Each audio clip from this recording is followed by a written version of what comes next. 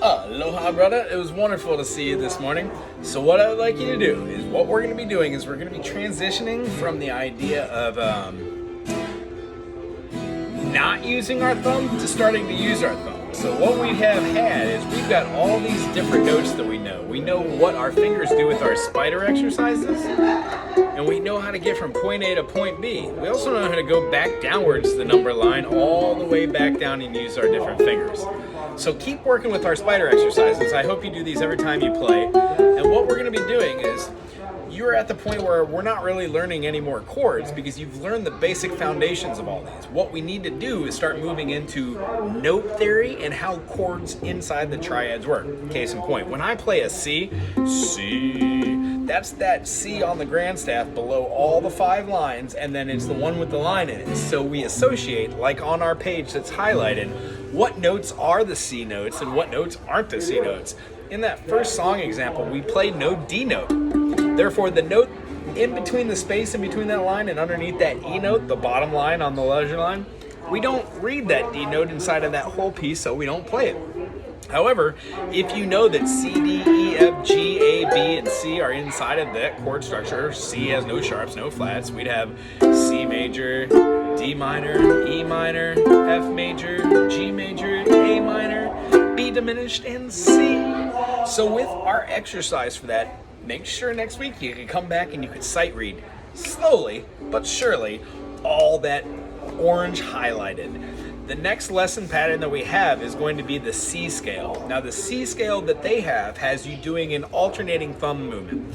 What I want you to make sure you do is you're going to be utilizing your thumb or the P finger, the P for pluck, on the G. You're going to be using your I finger or the index finger, your 1 finger, for the C note, and then your middle is going to be playing the E string. So what we're going to be doing is we're going to be seeing a lot of C, G, D, G, E, G, F, G, G.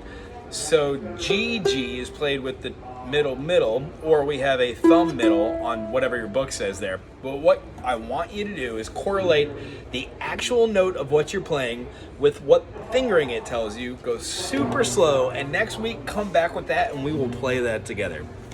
Other than that, you're doing a wonderful job. The key notes that I wanted to highlight today are just being able to see notes in your head, as a filled in circle with a line is a quarter note. A filled in circle and a filled in circle that are connected by a line is a 8th note.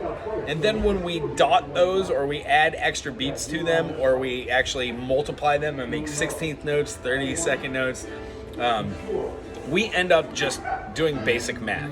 And what we were seeing with the interval spaces and the rhythms is we could basically change and alter any rhythm we want. Like what you saw, we had the, G, C, E, A, using all these different fingers, which is part of our lesson exercise I'm going to leave you on.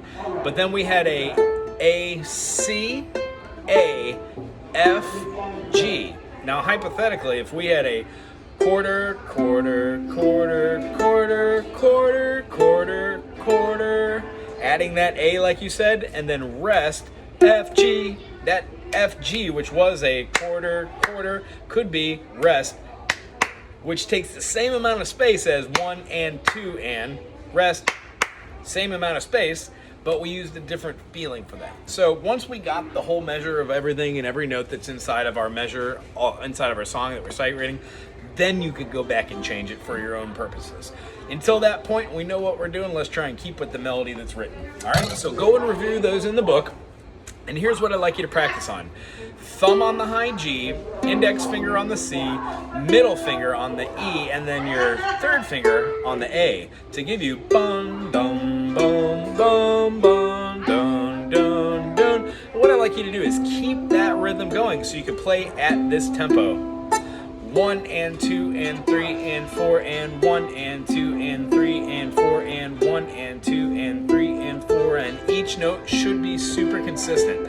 So after you get done doing these, you can speed it up a little bit so we can hear like, see how each one of my fingers has a very special way that it's playing these individual strings. When we add that with C, G, E, or our A minor, F major,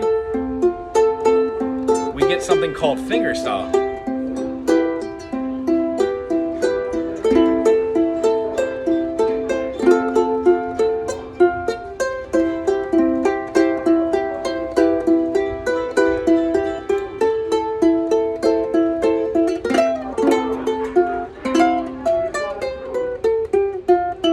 And individual notes that we play become melodies. So what we're going to be enforcing is something called fingerstyle. Today's our first day in that adventure, and bring your book with you next week, all right? It was wonderful seeing you. Practice those two, plus the finger exercise and all your spider exercises. Aloha.